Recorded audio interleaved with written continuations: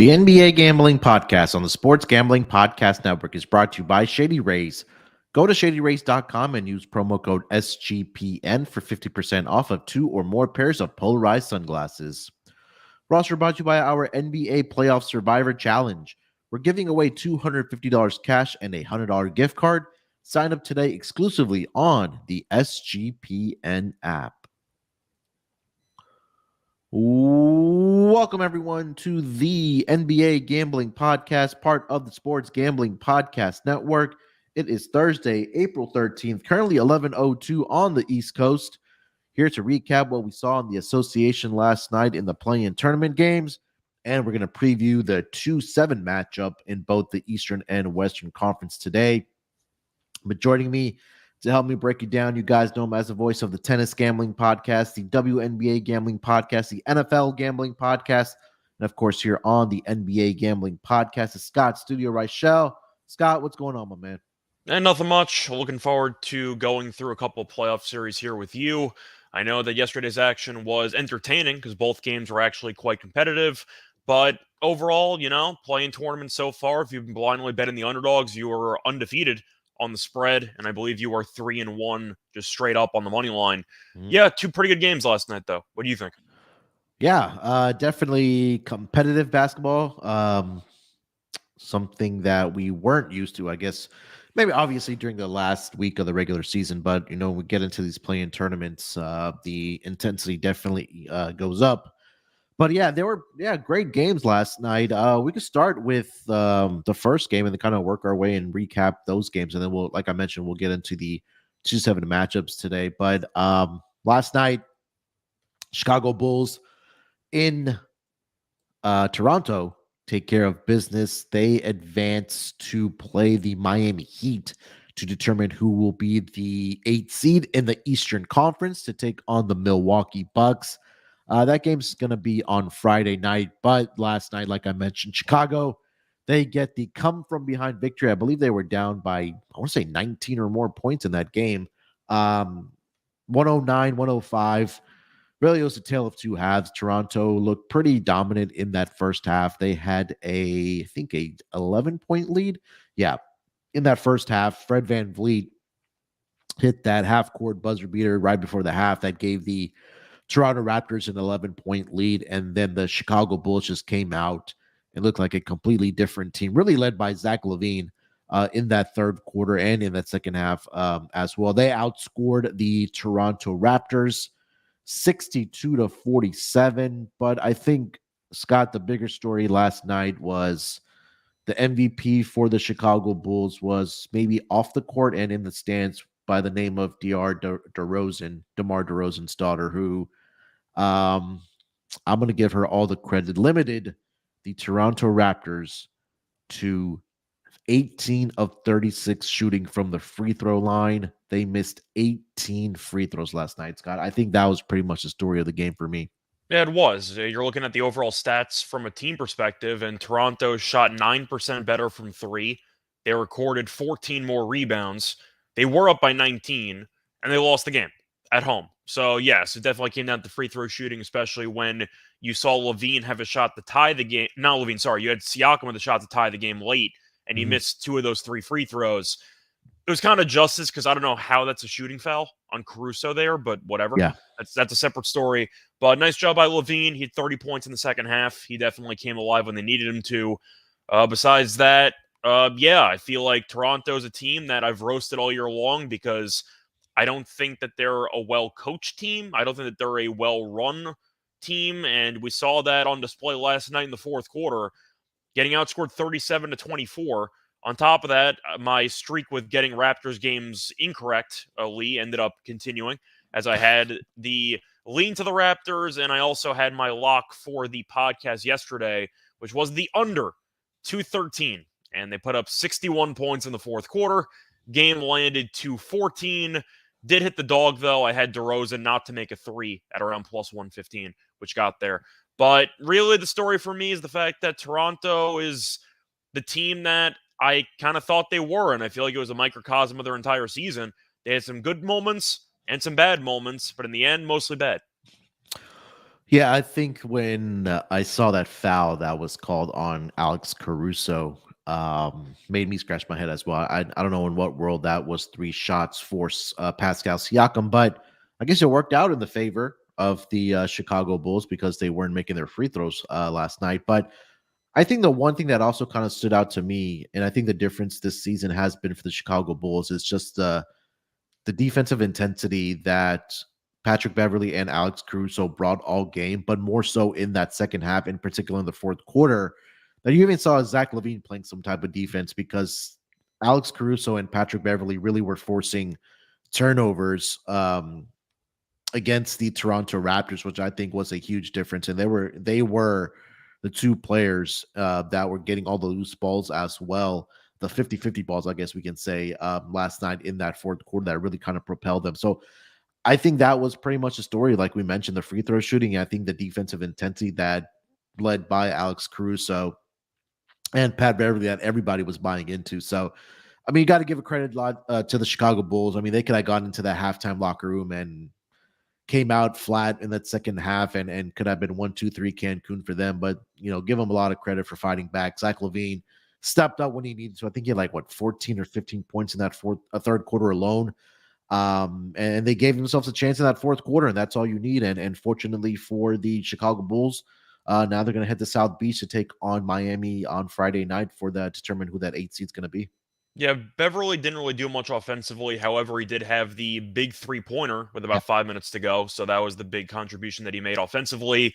Besides that, the only other takeaway that I have with the Raptors, besides the fact that Nurse might end up leaving because he's just had enough, is the rumors that were going on during the trade deadline. Because after watching yesterday's game, there is no way in hell Toronto was offered 3 first-round picks for OG Anunoby.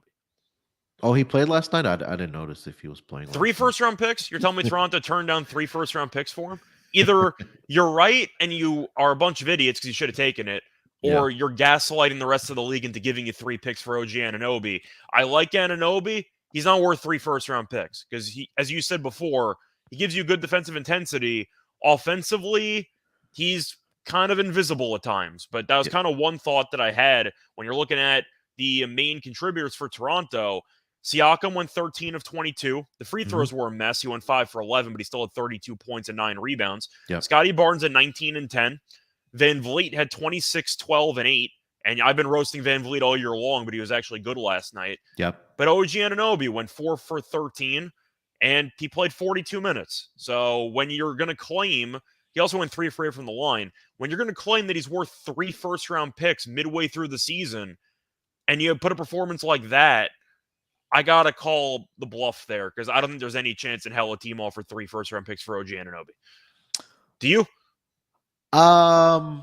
Maybe one team that's just not exactly the most well-run franchise. But there's no way he's worth 3 first-round picks. Let's put it that way. Yeah, I think that this is definitely going to be an interesting offseason for the Toronto Raptors. I think Nick Nurse is out of there. I think Fred VanVleet is probably out of there, and or Pascal Siakam is out of there as well. But I think Siakam stays, personally. Yeah, I think maybe two. If Scotty Barnes and Siakam stay, then maybe I don't know. We usually, like you mentioned, with the Anunoby trade rumors, or if it was just that guys weren't getting along with Fred VanVleet, or the other way around, where the case might have been. But I think it might be time to at least go in another direction for the Toronto Raptors. But like I mentioned, we got to give credit to Chicago Bulls. So we'll find out who is going to be playing Milwaukee for that 8th seed on Friday night. Also forgot to mention, since I brought up the trade deadline before, I'd like to congratulate the Raptors once again for buying at the deadline for Jakob Poeltl just to lose in the play-in game instead of trading away some pieces for assets. Congrats. I hope letting Van Vliet walk in free agency was worth losing in the play-in game. Well, you forgot my favorite player that they added as well, Will Barton.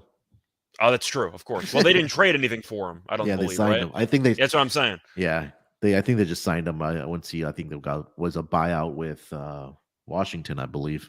Did it surprise you that Boucher only played 7 minutes? I thought they could have used him kind of in that stretch in the third quarter, maybe to rebound or at least he can knock down the 3-point shot.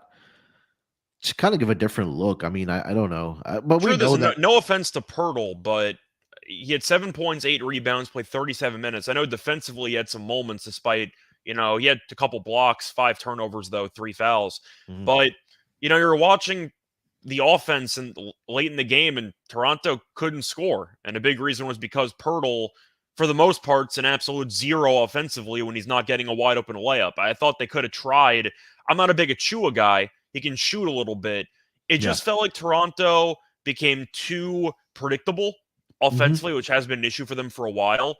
And Yeah. Pirtle wasn't exactly helping matters since he's basically a screener with no other upside besides the occasional wide open layup. I really thought Boucher and Achua should have played a bit more compared to Pirtle. Pirtle was a +6, so he wasn't that bad, but 37 minutes for a guy that's really not going to give you any scoring threat when your Yeah. team is in dire need of offense late in games. I thought they could have done a better job of the big man rotation. He also accounted for 5 turnovers last night as Yeah. well, for the Toronto Raptors. But outside, and also he goes to the 3-point shooting as well, right? Fred VanVleet 7 of 13 from 3-point line. The rest of the team was 4 of 18 combined. Yeah, but they still shot better than Chicago by 9%. Sure. So I can't even Yeah. use that as an excuse. Yeah, it was really it really was just the free throws last night. I mean that was really the difference. Raptors also out rebounded the Chicago Bulls last night, 50-36 is what I'm seeing. Yeah, so yeah, again, give credit to DeRozan. She unfortunately will not be in Miami. Dad said that she has to go back to school, so I don't know if that's going to cause them to win in Miami. Anything else for this game, Scott?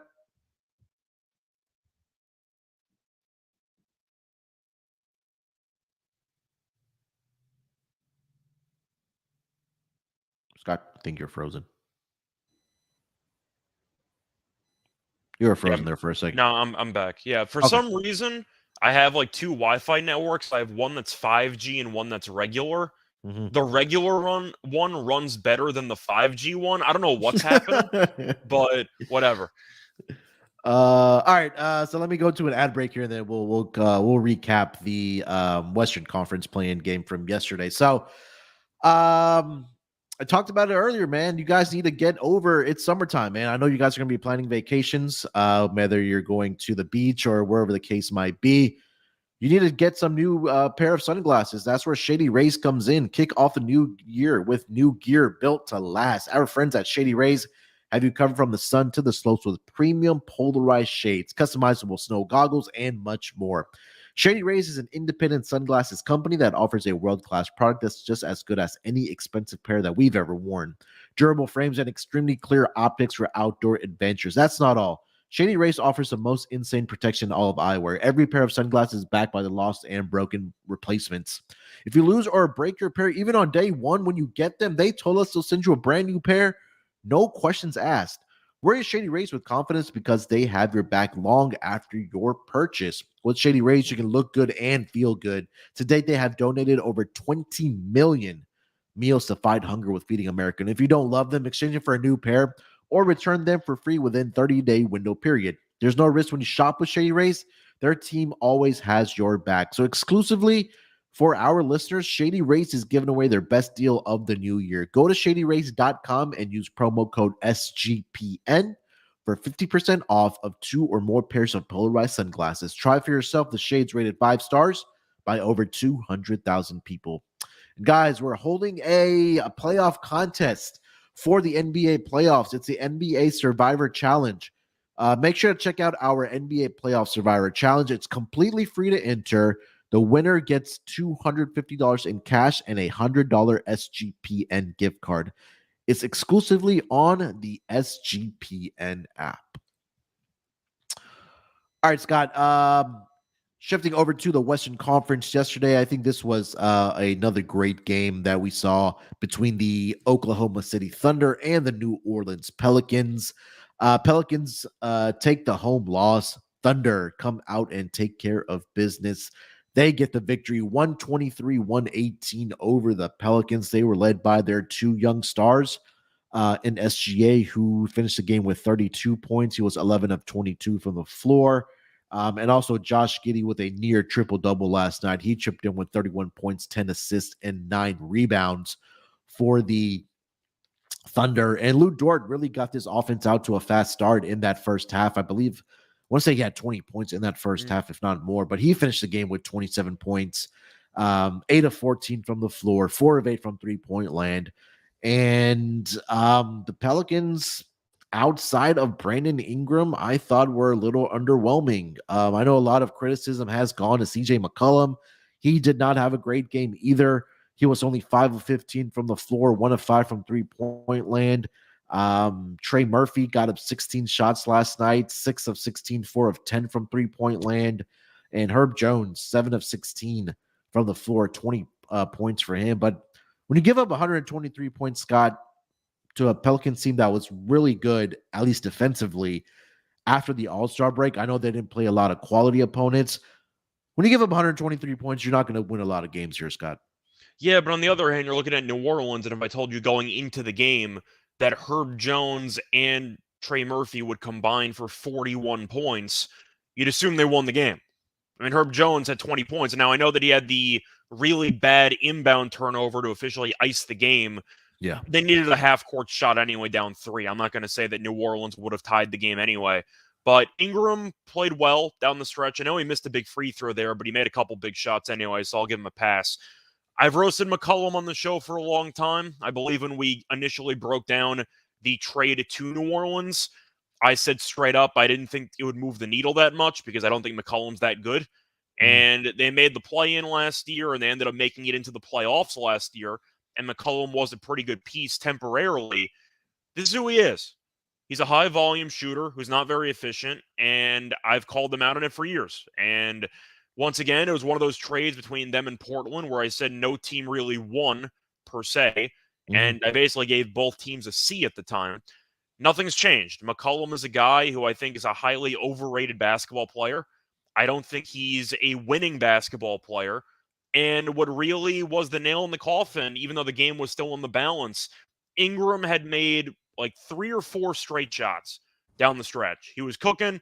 Oklahoma City couldn't guard him.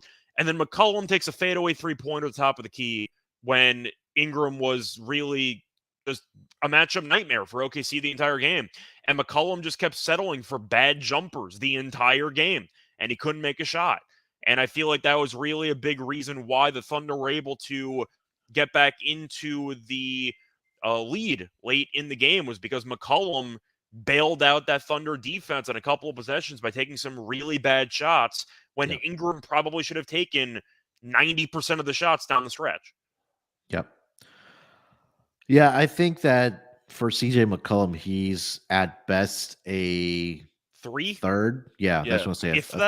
If that, yeah. On a I guess a contending team. I don't want to say a championship team, but maybe his prime years are behind him. I know when he was with Portland, he had games. I mean, he would easily average 23, 25 points per game, but it seems like, that I think it's cliche to say that they missed Zion last night. If he was healthy, I think that would have obviously been the difference for this team. But yeah, you got to give a lot of credit to Brandon Ingram. I mean, he did what he had to do. He did his part last night. He provided those clutch buckets when they needed them for the Pelicans, but it just wasn't good enough. And I think we also got to give the young guys for the Thunder a lot of credit, especially SGA and Josh Giddey, the way they played down the stretch, especially SGA. I mean, he had a whole bunch of clutch buckets down the stretch there for the Thunder. That really was the difference last night. He only had 7 points in the first half. So we talked about Levine going for 30 in the second half. He had 25. He hit that very impressive a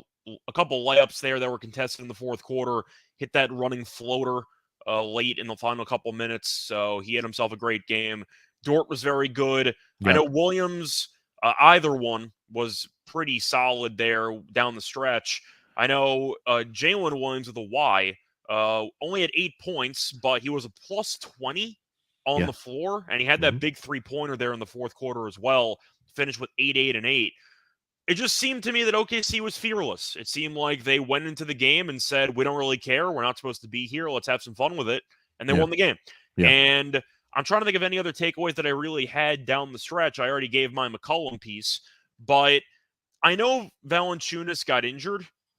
But if you actually rewatch what happened during that whole little run there, during that whole situation or moment, Mm. Valanciunas was about to get benched anyway.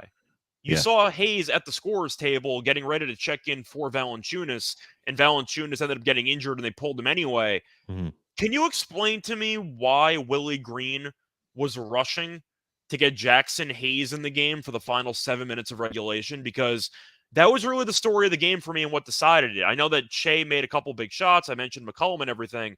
But Valanciunas, I understand your team is used to switching everything in the Mm. final couple minutes, usually with Larry Nance Jr., who was out.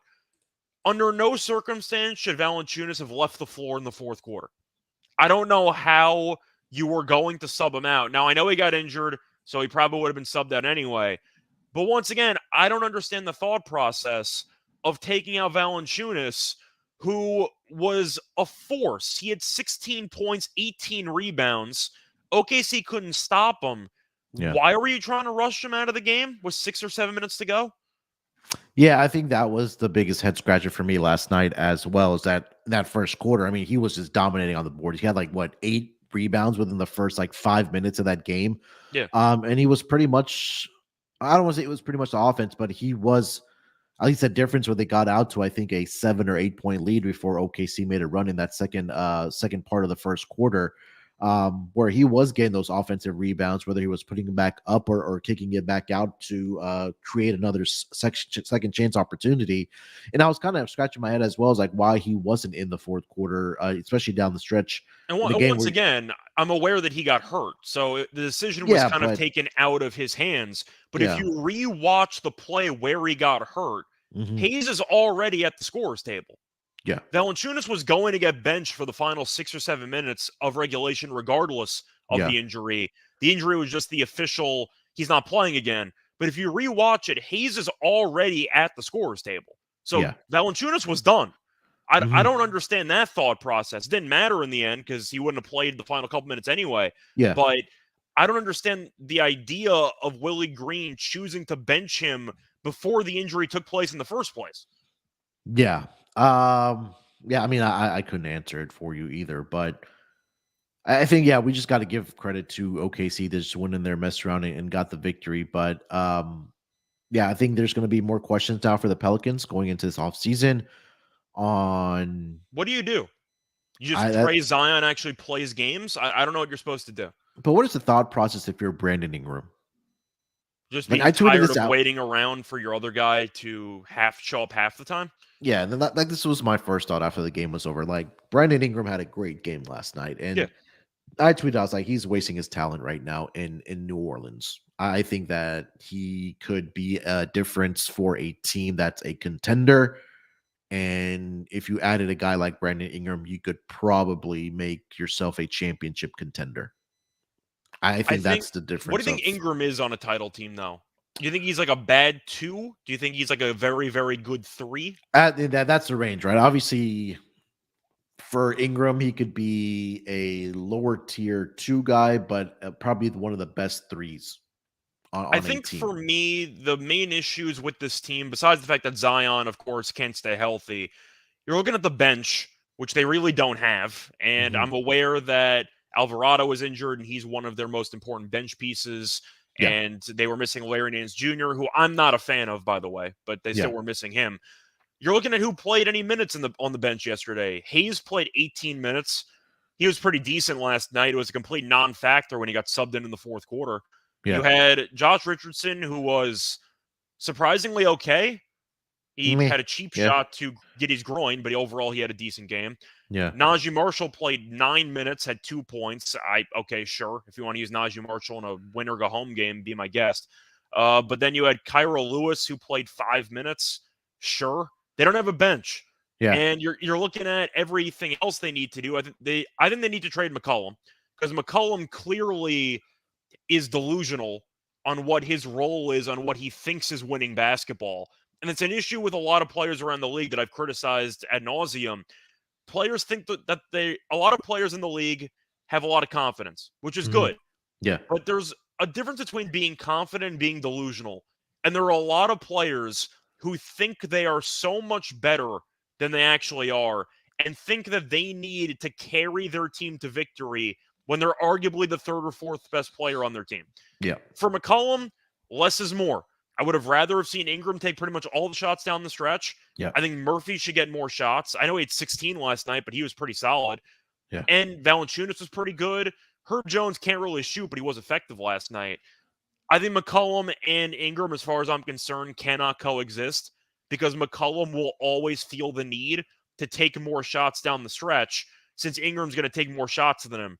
And based on that, it's not sustainable for me to play winning basketball when CJ feels the need to force shots because he didn't force enough shots in the second and third quarter, and he tries to make up for it in the fourth quarter.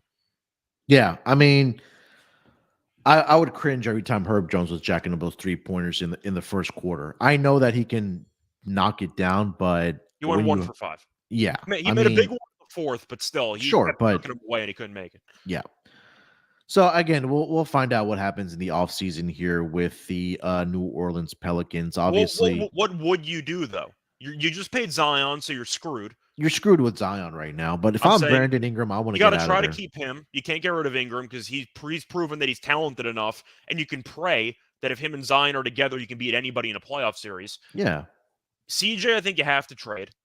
I don't know what his market is, but I think you have to move on from him. Yeah. Murphy, I really like. Your bench unit could use some work, but once again, Alvarado is a pretty good bench point guard who wasn't available. But I'm trying to think of like what's the one move you could make that could turn you into being a potential Western Conference contender. They're a couple moves away at this point. Yeah, and I thought if they had Zion this year, that they could have been definitely a contender to come out of the Western Conference, or at least get to the Western Conference Finals. I don't think that's a stretch, but I think they need to get a traditional point guard in there when and if Zion does get healthy. I think that's only going to help this team paired with Brandon Ingram. We know what Brandon Ingram brings to the table. It's just everything hinges on Zion, man. It's just crazy to see how much. I mean, you paid him. Like you mentioned, you're stuck with him. The front office has their hands full, man. They need to figure out what they want to do with this roster because definitely you have talent there. It's just about putting it together. So I think the first move for me, you're right. I think that you got to get rid of CJ McCollum off this team. He just doesn't fit with what the Pelicans are trying to do. And hopefully, again, next year they'll be healthy, obviously, with Jose Alvarado. I mean, if it's like you get 40, 50 games out of Zion next season, I mean, that's... Forget about the regular season. If you get Zion for a guaranteed... If I told you Zion's guaranteed to be healthy for 3 playoff series, yeah, there's a lot of people that would take Pelicans money line on a lot of those series. Oh, yeah, 100%. So they would be a pretty live dark horse candidate to win anything if Zion was guaranteed health, but he's not. So when you're trying to think of what this team can do, once again, their hands are tied. Like, I don't know what they're supposed to do. They put all their eggs in the Zion basket, and they got to hope that it hatches. But I group McCollum with Fred VanVleet, which is kind of fitting because they both played yesterday. VanVleet was very good yesterday, unlike McCollum. But I think that both players believe that the only way or the best way they can help their team win is by jacking up a bunch of shots. Yeah. And I think for that reason, both players are a bit delusional. And I think as a result, I look at McCollum, it might sound offensive. Am I wrong for thinking that he's just a very good sixth man? I know that he's been a starter for a decent portion of his career, but you look at his skill set and where the NBA is headed, and the fact that McCollum doesn't guard anybody, isn't he like a perfect 30-minute-a-game sixth man guy? You give him the quickly treatment or like a Jamal Crawford treatment and say, listen, you're coming out with the bench unit, you'll get the full green light. Give me 20 points in 25 minutes. Yeah, I think that... Is that his role on a title team? Because it feels like his role would be a bench player. Yeah, for a team that's trying to win a championship. A microwave score off the bench. That's kind of what I see McCollum being for a title contending team. Yeah, unless you put him with like 2 top 5 players in the NBA that are already on a team. Like, do you think he would be a starter with the Lakers? Yeah, but even with that, his contract isn't exactly the most friendly for a guy. Sure. You know, that... Yeah. But yeah, I think you're right. I think that he would be a great guy coming off of the bench at this juncture of of his career.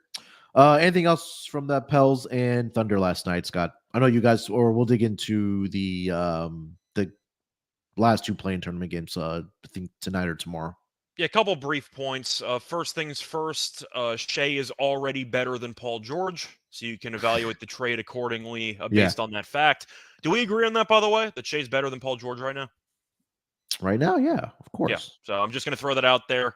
Other than that, though, looking at the Thunder and all the future draft picks they have and the fact that Chet hasn't played yet, I want to point out whenever the Thunder do end up either cashing in on their picks by trading for a superstar or Mhm. whatever, Dagnall will win a Coach of the Year award. I The think next guy's a season might hell be of a the year. basketball coach. I think next year might be the year for them, or for Just him saying. to win. When did they win? 40 games this year? The Thunder officially went 40 and 42. Okay. But I'm just throwing it out there. I know the play didn't work because Shea got blocked at the rim, and you thought the Thunder were going to try to hold the ball. Dort got the offensive rebound. It didn't matter in the end. Mhm. The fact that there were so many plays out of timeouts from Finch and even Ham in that Lakers and Timberwolves game, where you could tell both coaches didn't do anything for the 2-minute break that they had while they were trying to draw up a play. Dagnall calls a timeout to advance the ball to half court with the ball.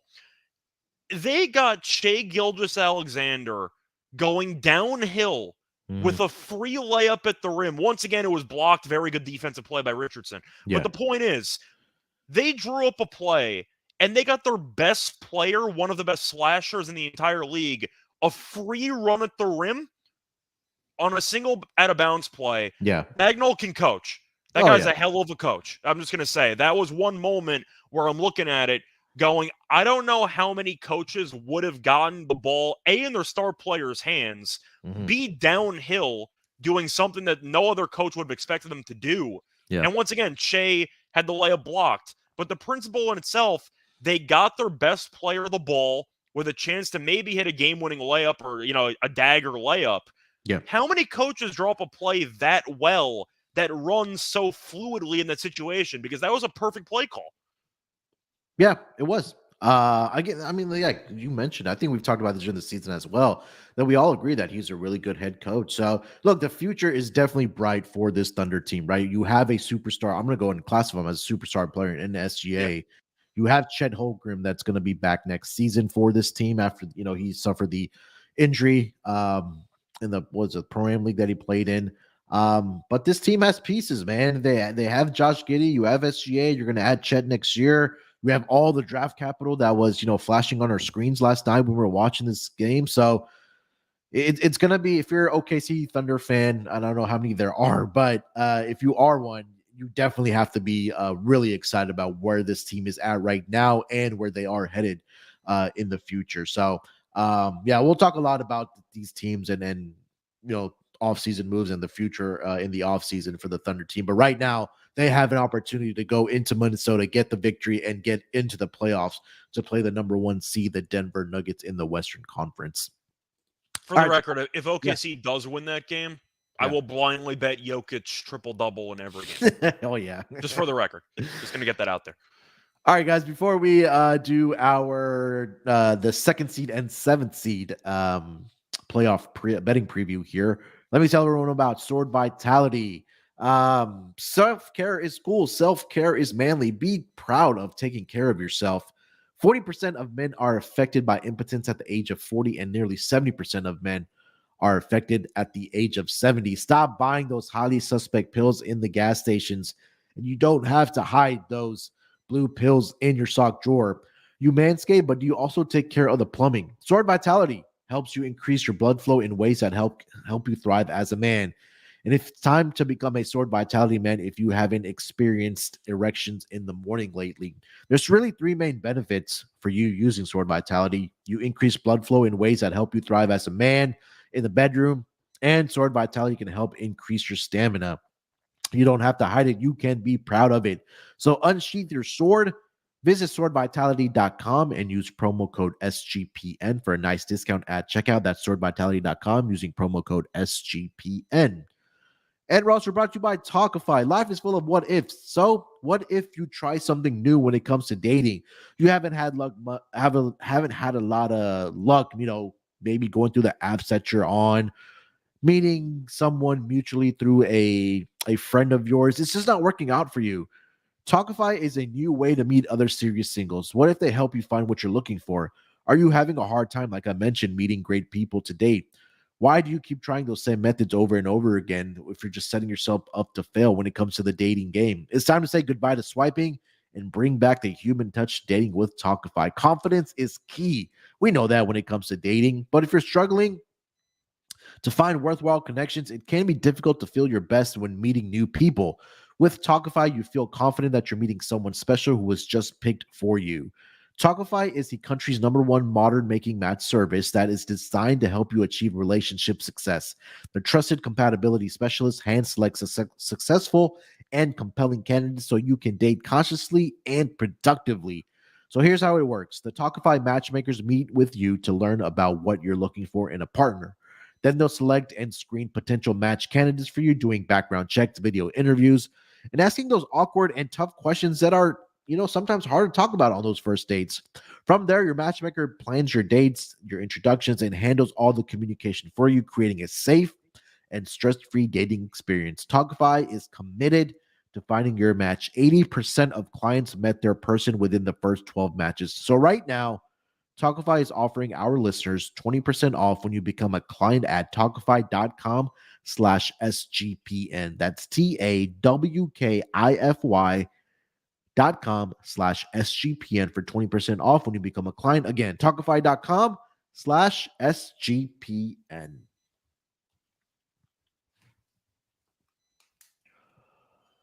All right, Scott, we have two more playoff series to do our betting preview with. Let's start with the Eastern Conference. It's going to be the Boston Celtics as a 2 seed. They are going to be playing the 7th seed, the Atlanta Hawks.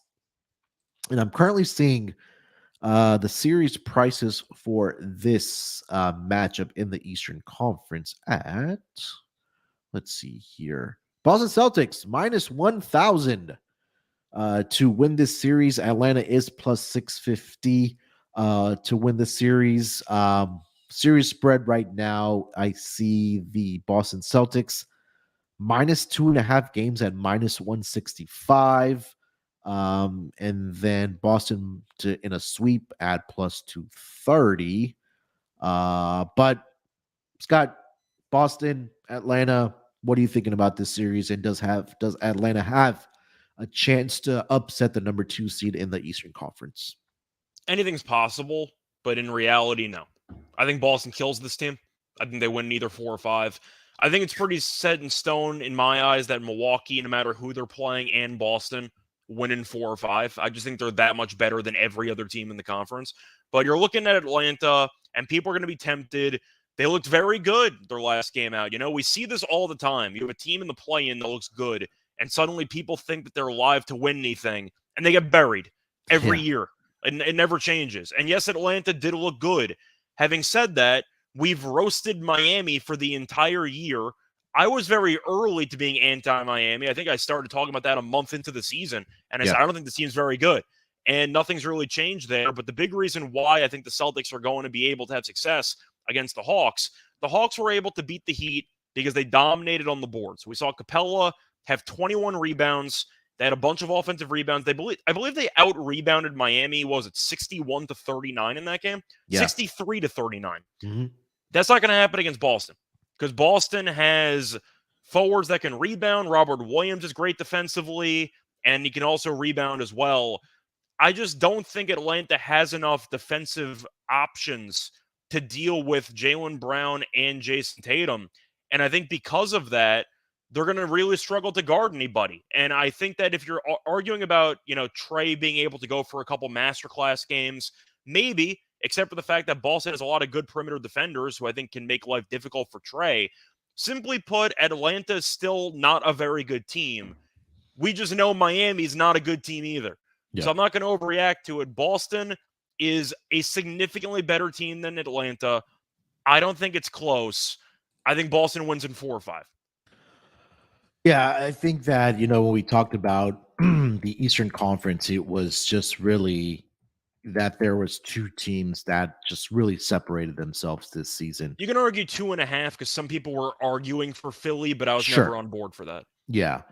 It's Milwaukee. I feel like the road goes through Milwaukee and Boston. I think these two teams are just headed for a matchup in the Eastern Conference Finals. And even if you look at the regular season series between the Hawks and the Celtics here, Scott, Boston won all three games. I mean, it was one. I mean, defensively, the Atlanta Hawks we know are not very good.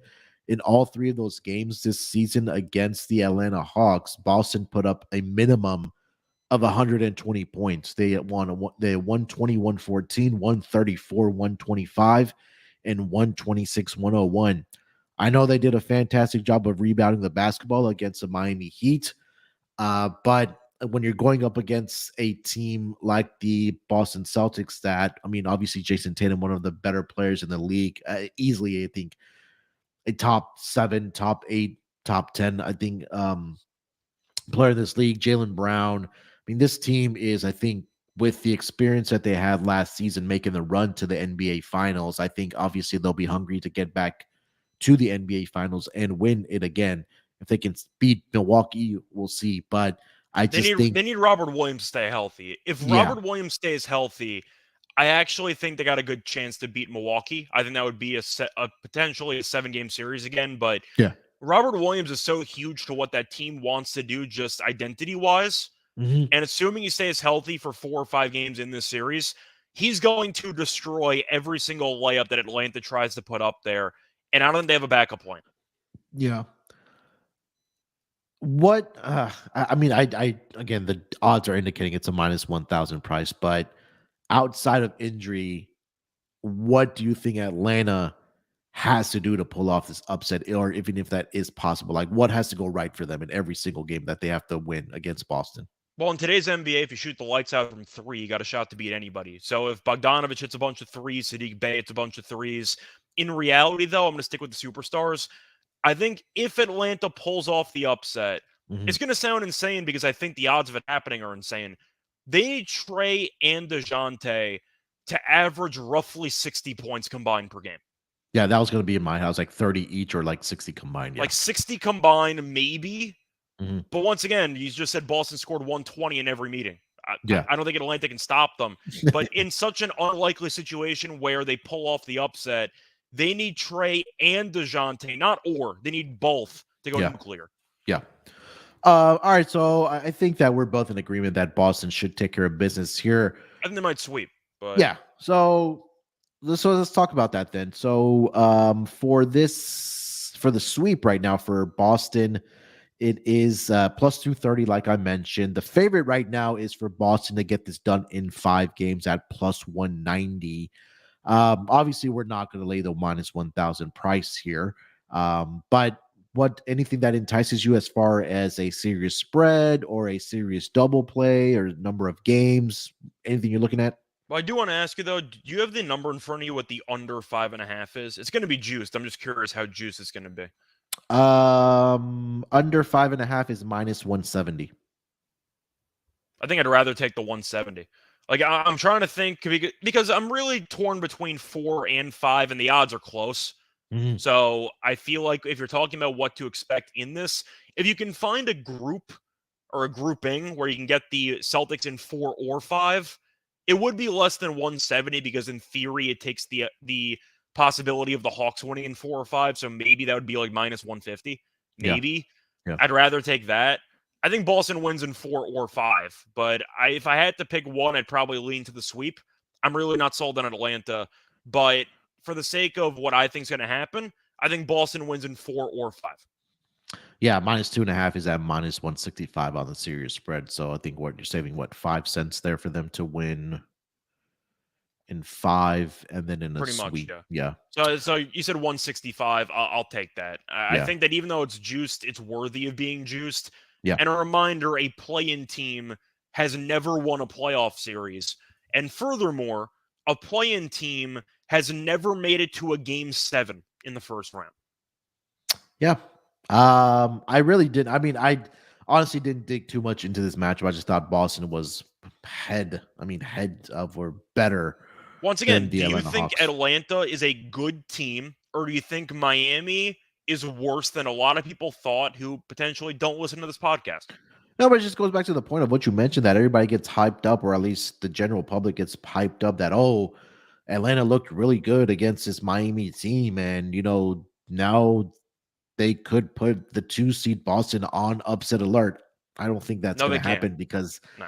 no, because again, offensively, I think Miami is definitely compromised. We know that Jimmy Butler didn't have a good game, but now you're going up against the Boston Celtics, who have 2 guys at minimum on their roster that can get their own shot, but they also have a lot of shooters on this team as well, right? We talked The about depth on guys. that team is crazy compared Yeah. to Atlanta. Yeah. So, I mean, you talk about the 3-point shooting that this team has. I think that, again, Boston's head over heels better than this Atlanta Hawks team. And again, the odds in the books are pretty much indicative of that. So I agree with you. -2.5 is probably the way that you would want to attack this series price for the Boston Celtics. I do think they get it done in either in a sweep or in a gentleman's sweep in 5 games, like you mentioned. Anything else you want to mention for this? I don't have much for this. I think the next series is probably the most intriguing one that we can talk about. Once again, I was impressed that Atlanta kept it together and they managed to win a game on the road against Miami, who had given them problems in the past. But for reference, Atlanta's defense looked good in the last game. Miami scored 105 points and got 33 from Kyle Lowry. Scored only 105 points. I'm blaming that on Miami's offense. No offense to Atlanta. That's insane. Yeah, all right, so let's get over to the Western Conference here, Scott. We have a 2-7 matchup between the Memphis Grizzlies and the Los Angeles Lakers here. Currently, the price over on DraftKings, what I'm seeing is that Memphis is a -140 to win this series, +120 for the LA Lakers to win this series. Looking at the season series in the 3 matchups this season between these 2 teams, Lakers won 2 out of the 3 matchups. They got a 112-103 victory and then a 122-121 victory. I'll have to dig in a little more and see who didn't play and who did play I was in going to say, those because Ja games. might have been suspended for a couple of those games. Yeah, so the 122-121 victory for the Lakers. LeBron did play in that game, but they did not have Anthony Davis in that game. And then for Memphis, everybody played in that game. Ja Morant, Desmond Bane, Triple J, Dillon Brooks, and Steven Adams. And then in the 121-109 victory for the Memphis Grizzlies, the Lakers did not have LeBron in that game, but they did have Anthony Davis. And this was after the trade where they did get Malik Beasley and Jared Vanderbilt. So no LeBron in that game, but Anthony Davis in that game, Scott, went off for 28 and 19.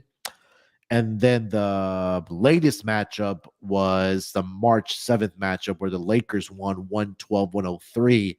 And that was a game that they did not have Ja Morant, the Memphis Grizzlies. That was a game where they had Desmond Bane, Jones, Tillman, Triple J, and Dillon Brooks starting.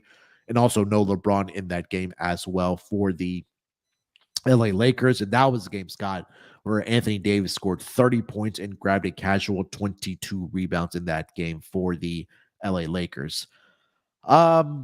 Let's start with the series here. The price right now, -140 for the Grizzlies, +120 for the Lakers. What are you thinking about this series? Do you think there's some value on the Grizzlies here, or do you think that the Lakers have a chance to win the series?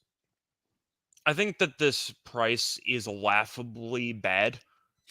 Memphis should be -$2, like Yeah. minimum, in my opinion. It's the Lakers I don't tax. know. It's a LeBron tax, Laker tax, all the above. And I get that LeBron in the playoffs, has a great track record of making it to the NBA Finals. Having said that, though, his last playoff series, I believe they got smacked by Phoenix, but Anthony Davis got hurt in that series, obviously. I don't understand how people can watch that Lakers game against the Timberwolves, a team missing Gobert and its best perimeter defender, McDaniels. They watch that entire game, and they want to bet on the Lakers. This team isn't good. Can we at least acknowledge that? They got better as the season went on with some trades that they made, but I don't know how you're supposed to watch them against a compromised Minnesota team. And people don't even like Minnesota throughout the entire season. I'm supposed to watch whatever the hell that fourth quarter was in overtime and expect them to have a chance to make a run in the playoffs. Like, Memphis is a team that I know can be annoying, and a lot of people don't like them. They're experienced. They've tasted it a little bit because they lost to Golden State last year. But I'm looking at this overall matchup, and I really think that Memphis is the much better team. And yes, LeBron and or AD can go nuclear. AD, for the most part, has had a couple of good games. He's mostly been invisible. I think the Lakers are fine. I don't think they're a great team. They're definitely better than most 7 seeds. But I'm looking at LeBron, who had to play 46 minutes in the overtime game, and he was exhausted in the entire back half of the fourth quarter and overtime. And he's going to have to play 40 minutes in basically every game of the series. And AD's going to have to play 40-plus minutes. And I'm not sure he can stay healthy, which is a whole separate can of worms. Memphis was 35-6 at home this season, and they're 140. And we know in LeBron's history of the playoffs, his teams tend to punt game 1. Yeah. So why would you bet the Lakers now if you think they're going to punt game 1? I like Memphis. I mentioned before, a play-in team has never won a playoff series. They've never even got to a game 7. I know it's LeBron, so that's a little bit of a difference there. But based on the price and how good Memphis is in terms of their home court advantage, 140. Like, yeah, I think they should be minus $2. I'm not going to discount the Lakers that easily. I mean, obviously, when you always have a healthy LeBron and a healthy AD, I think they do have a chance to win this series. I'm not fully discounting. I'm just saying minus 140 is an insane price for a play-in team. And that's where the argument is. Yeah, is that the price is ridiculous in my mind, because I thought at minimum this would open like a minus 180 or at least a $2 favorite, like you mentioned, right? But for me, I think I'm not a Memphis Grizzlies fan. I just don't think this team. I don't want to say they're not very good, but I just don't think that there is they don't enough. Have a killer instinct. No, I think they do have a killer instinct, but I just don't think there's enough on this roster for them to get even to the Western Conference Finals. I understand that Ja Morant is an incredible player. Like, he's going to get his. I would not be surprised if he's averaging 30 per game. But after that, for me, it's like you're relying on Desmond Bane. Okay, he's a great 3-point shooter, and after that, Scott, I think it's a big fall off. ZM pointing out, I think that this was exactly my thought, that for the Memphis Grizzlies, that if they are going to number one win this series or even make a run, in the playoffs, that Triple J is probably going to be the most important player for this team in the playoffs, because number one, we saw what he was able to do defensively this season, but also he's going to also have to contribute on the offensive side of the basketball. Like, you can't rely on Ja Morant every single night to go out and put up 30 or 35, 40 points for you and expect to win a game. And you kind of look at the Lakers side. Obviously, you start with LeBron and AD. Like, we know they're going to get theirs. I think the X factor for me, like Triple J is for the Memphis Grizzlies, is going to be D'Angelo Russell for this team, because he has his moments, but he hasn't been very consistent in my eyes. And we saw it in the play-in tournament game where he was on the bench in that fourth quarter. It was Dennis Schroeder that really led this team throughout the season in that fourth quarter, where he was with that closing group, right? Because again, he brings that defensive pressure, he makes the right plays, and he can knock down that 3-point shot. We saw it against against Minnesota, where they gave him that 3-point lead, and then the foul call on AD. But the thing that makes me nervous, and I think you've been a proponent of this, is just Darvin Ham.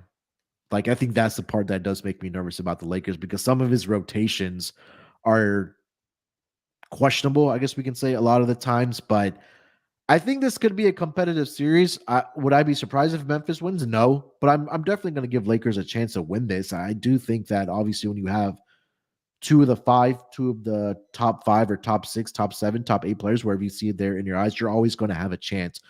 I think the not having Steven Adams is going to be huge for this Memphis Grizzlies team to hold AD down, because if AD does not average anywhere from 25 to 15 rebounds per game in this series, he needs to literally average like 25 and 14 for them to win the series. So I think that, again, number one, Anthony Davis. I know LeBron is going to be LeBron, and also the 3-point shooting for this Lakers team, like Malik Beasley, if he's going to get the minutes, he has to provide those 3-point shots. Rui Hachimura coming off the bench that was going to be my point on one of the disparities here. We saw it in the play-in game. This team still can't shoot. Yeah. I know Hachimura made a couple of threes. Schroeder made the big three in the corner. But for the most part, they can't really shoot. Memphis can, and they got a lot of depth. And I do have questions about the Lakers bench. We know how awful the on-off numbers are for LeBron when he's off the court. This team's atrocious. Yeah. And with Memphis, with Tyus Jones leading the way with the bench unit, I do really like their bench. Once again, I'm not saying straight up that the Lakers have no chance to win the series. I never said that. Yeah, but yeah. I do think when you're looking at the price point, minus 140 for a significantly deeper team that, in my opinion, is less star dependent, for better or worse. But I do think there's more scoring depth on Memphis than there is for the Lakers. And defensively, the Lakers were very good in that play-in game in the second half. Or was Minnesota just afraid of the moment? I think it might have been B. Yeah, I think it was B as well because I think what they end up scoring, they had like 2 baskets in a stretch of 12, 13 minutes, They scored maybe 7 more. points in the final 11 minutes, including overtime, and that includes the 3 free throw bailout there on the call by Connolly. So Yeah. Minnesota made 2 field goals in the final 11 minutes, Yeah. and both of them were Anthony Edwards layups or dunks in transition. Yeah. So in the half court, they hit 0 shots in the final 11 minutes. Mm-hmm. Yeah. I don't care how good your defense is, that's bad offense. Yeah, I agree. So, looking at some of the series spreads and the double chance market, I guess we can say for this series. If you like Memphis, what are your thoughts on Memphis game 1? And Memphis to win the series at plus 135, or do you just do like a mechanical parlay? Well, I said it before, LeBron teams never win game 1. Yeah. So that's why I'm also against taking the Lakers now, because I think if history repeats itself and the Lakers punt game 1, which is very possible, then you can probably get the Lakers at what, like $3, $2.50 maybe. So the exact price right now for Memphis to win game 1 and Lakers to win the series is at $3. So I feel like that's how I would go about it if I like the Lakers. Yeah. But I don't. Okay. I think Grizzlies win game 1, and I think they win the series in 6. If I had to guess, 5 or 6. But I could easily be wrong because, it's LeBron we're talking about. But LeBron is still somewhat banged up, allegedly. And you're looking at how exhausted he was down the stretch. It's a lot of minutes for a guy that's been in the league for a long time. And it's also a lot of minutes for AD. And we know AD can land awkwardly and immediately get injured. And that's a whole separate can of worms. So I'm going to go with Memphis. I'll back the team that's 35-6 at home to simply put defend home court and win the series. If the Lakers win, I wouldn't be surprised. But based on the overall value at where the line is located and based on what I've seen from both teams this season, I think Memphis is the much better team. And I think that minus 140 is an insane price. Yeah, I agree about the price as well. I think that is definitely an insane price. So I think the Lakers do win this series. I'm going to be a Laker bandwagon person here, but I think that would I be surprised if Memphis wins this series? No. But I think this is going to be one of the more fun series to watch. So if you want to take Memphis, you said Memphis in 6, Scott? Yeah, 5 or 6. Yeah, minus 1.5 is plus 190 for the Memphis Grizzlies.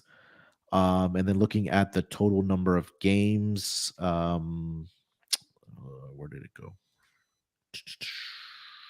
I don't know if I'd be interested in the under because 6.5 would be pretty heavily juiced, and 5.5, I don't think the series is probably going to end in 5. Yeah, over under 5.5 is at minus 200 on the over at 5.5 for the series. Yeah. I think I am tempted by that Grizzlies minus 1.5 games though. Plus 190 for a team that once again was 35-6 at home. Yeah, I think is extremely tempting. The plus 190 kind of has my eye there for Memphis minus 1.5. Yeah, I think the books are expecting this to go 7 because that is the favorite for a series exact game. 7 games at plus 175, 6 games at plus 190. As far as if you're looking at that. And then if you want to take Memphis in 6, it's 6-1.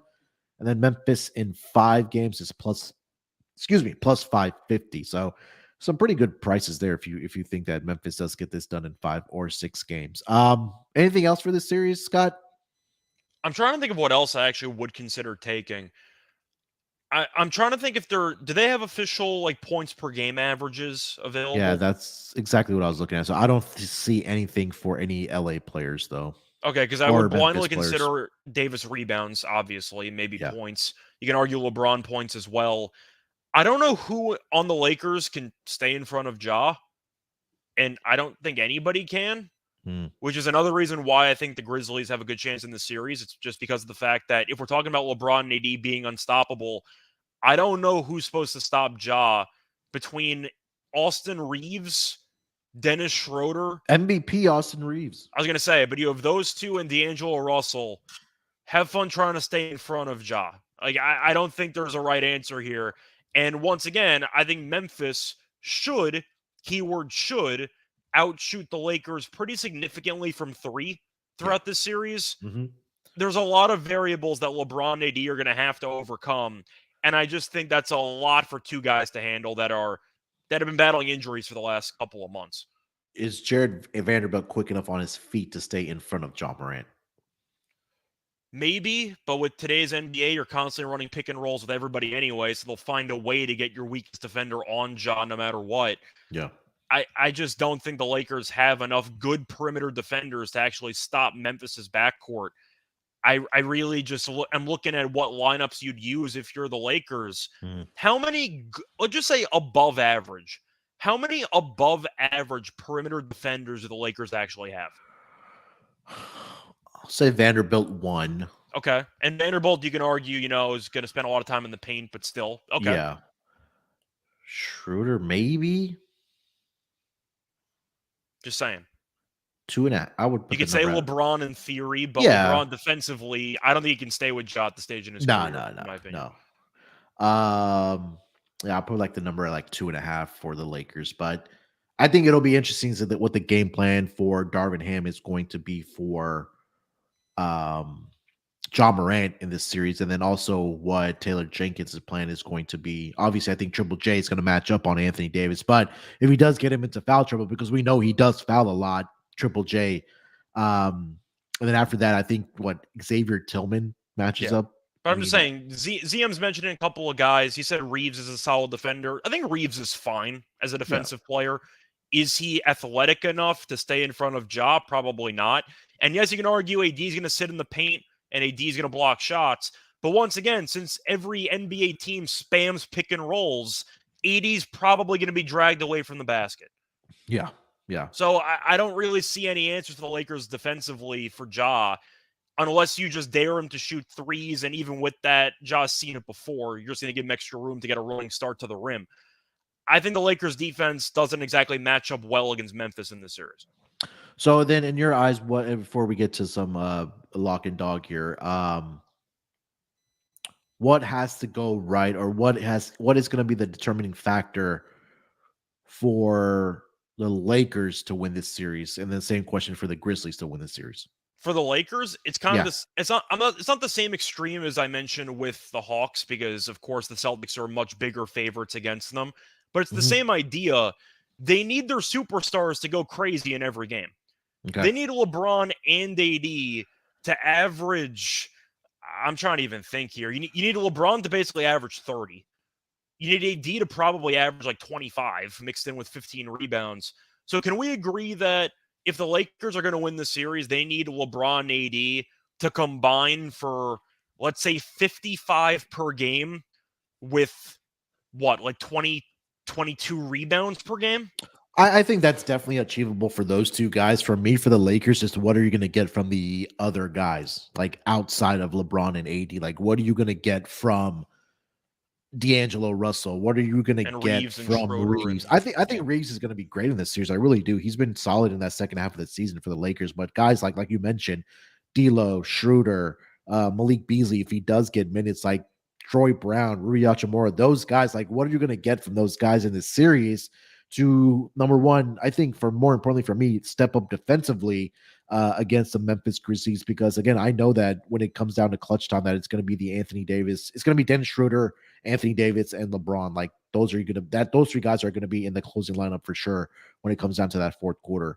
But you mentioned the supporting cast, and you're not wrong about that. I'm a bit skeptical on the Lakers outside shooting in this series. So for that reason, I'm pivoting back to the superstars. Yeah. Most people who are taking the Lakers are kind of expecting the same thing that I am, or at least predicting the same type of recipe for the Lakers to pull this off. They need LeBron and AD to look like bubble LeBron and AD. They need them to go nuclear. Yeah. And that's kind of what I'm anticipating to happen in my head if the Lakers win this series. I think with the injuries both guys are dealing with and AD's tendency to become invisible at times, I'm skeptical on that happening for a 7-game series. Last question before we move on. If Lakers win game 1, what percent of a chance are you giving Grizzlies to win this series at that If the point? Lakers win game 1, I'll give the Lakers a 65% chance to win the series. Okay, fair enough. All right. Anything else? What about you? Yeah, I think that I was going to say is that I think we'll find a lot about the Lakers and if they're going to win this series. Like, let's just say it comes down to in the final minute, that's a 1-possession game that they lose the game on in 1 possession. I think they're going to be fine, but I think the most important game for this Lakers is going to be game 1. I think the most important game is game 2. Just based on LeBron's history of punting game 1s. That's why I think it sways that heavily if the Lakers win game 1, in my opinion, on their odds to win the series. The reason why I'm picking Memphis, and if I had to go with probability, I'd give Memphis a 60% chance to win the series, maybe 65% chance to win the series. It's because I'm basically giving them a 1-0 head start. Okay. All right. Yeah, that makes sense. All right. Anything else for this series here, Scott, between the Grizzlies and the Lakers? No, we talked about before, once the points per game averages and rebounds per game averages come up, I'll bet AD over in rebounds and LeBron over in points, but we don't have that available right now. Yeah, we don't have it yet. So when we do handicap the game 1s for the round 1 matchups, hopefully they are posted by then and we can give you guys some there as well for the series. All right, Scott, let's wrap it up strong here. Let's give out maybe a best bet, a lock, a dog, a prop for the 2 series, at least that we did discuss here between the Hawks and the Celtics, and then the Lakers and the Grizzlies. What stood out to you? All right, so for the lock, I think we're both going to double lock this. I'm going with the Celtics minus 2.5 games. Yeah, I just think they bury this team. The Hawks, good for them. They beat up on a Miami team that I've been very low on for about 5 months. Doesn't mean much to me. Boston is a very, very deep team. Atlanta's bench isn't exactly great. They've had a couple of bigger contributors late. John Collins, I still don't think does much to move the needle. And they need Trey and DeJounte to go nuclear just to remain competitive in these games. I think Boston kills them. I'll take Boston minus 2.5 games at minus 165 as my lock. Yeah, I'm there with you. I think that was my lock as well. So we'll double lock that up. Boston Celtics minus 2.5 against the Atlanta Hawks. I think they get it done in either a sweep or in 5 games. I agree with you 100%. What do you got for and just to put that in reference, the over 5.5 games played in that series between the Celtics and the Hawks is at plus 140. The under is 5.5 is at minus 170. So you kind of see where the books are probably thinking about this series. What do you got for a dog? Well, I do want to ask you, though, for the win game 1 and win series prop, what is Memphis to win game 1 and the series? Yeah, plus 135. That counts? Okay, cool. I wasn't sure if that'd be plus money. I was tempted by the minus 190 for the Grizzlies, minus 1.5, but I can see a world where that goes 7. So, no, based on LeBron's history of punting game 1s, I think Memphis will win game 1, and I feel like a lot of people who even like the Lakers to win the series are expecting the Lakers to lose game 1, especially after an overtime game, and now they have to travel. They're a couple days off, though, but still, give me Memphis to win game 1 in the series at plus 135. All right. I am going to go the other way then. I will take the Lakers. So Memphis to win game 1 and then Lakers to win the series at 3-1. I think, again, I'm not high on this Memphis team. I think they're a great regular season team. But I know the public is going to be all over the Lakers, but I just think that they'll find a way. I think they're going to find a way. I think the trades that they made obviously helped this team. I think that there's going to be some type of unsung hero outside of Schroeder, AD, and LeBron. The stats won't pop off the page, but he's going to make, or someone is going to make those plays that is going to make the difference for this Lakers team winning the series or losing the series. So at 3-1, I do like that price. But we talked about it, that if Memphis wins game 1, I mean, Scott hit the nail on the head that you'll probably get Lakers at 3-1 as well, maybe a plus 275, plus 280. But right now, Memphis to win game one and Lakers to win series is at 3-1. I'll take that as my dog. All right, Scott, man, that's going to do it for this edition of the NBA Gambling Podcast. We still have to determine who the 8 seeds are going to be, but we'll break those games down as well for you guys. Anything else we need to mention, Scott, before we get out of here? Yes. For the final play-in games, I believe we are doing a night podcast for that, correct? Yeah, the schedule has kind of been all over the place. Let me see what we officially decided. But I think that we are definitely going to be so you and I are doing that tomorrow. Okay, at the same time. Because those are going to be night games. So in theory, Yeah. we could do that either tonight or tomorrow. So we're doing that tomorrow morning. Yeah, we'll do it around the same time because the games are late. But we'll be back Friday night to preview the round 1 Saturday games. And what are we doing for the actual series that have still been relatively undecided yet? Are we doing a preview for that, or what are we doing? Yeah, so we'll come back on Friday night. And we'll Are we just merge that with the games together. Yeah, we'll merge it together. Cool. Yeah, I think those will be quicker conversations because they're 8-1 spots. So for those of you listening or watching live, we'll be back tomorrow, Friday, the regular time here, 11 o'clock Eastern, to discuss the 2 games happening on Friday, the play-in games between the Miami Heat and the Chicago Bulls, and then OKC Thunder visiting the Minnesota Timberwolves to find out who the 8 seed's going to be.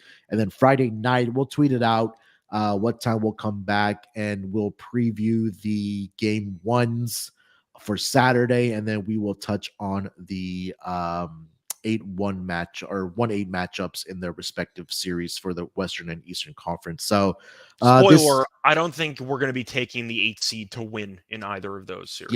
Yeah. So I don't know. We'll see what happens, but those might be quicker conversations. We'll just handicap the round game 1 matchups when the lines are already posted, but we'll do that Friday night because the games do start early on Saturday. So we want to make sure you guys get to the pod as soon as possible. So this will be a great time right now to mention, make sure to subscribe to the YouTube channel for the NBA Gambling Podcast. Also follow us on Twitter at SGPN NBA. We usually do try to tweet out our schedule the night before on when we're going live so you guys can join us. Shout out to the chat, man, the usual guys. ZM, JR, Nick, our usual suspects in the chat. Y'all really help the pod really go by and keep it entertaining for us. So thank you guys for joining us. And again, don't forget, you still have time to join the NBA Playoffs Survivor Challenge. It's exclusively on the SGPN app. $250 cash to the winner and a $100 gift card to the SGPN merch store. So definitely hop in there. And if you haven't already, leave us a rating and review. Definitely is appreciated if you haven't done so already. Make sure to follow Scott on Twitter at Reichel Radio. Follow me on Twitter at SportsNerd824. Like I said, we'll be back tomorrow, same time, to preview the 2 play-in tournament games. Till then, good luck with your bets. Let's break these books off and let it ride.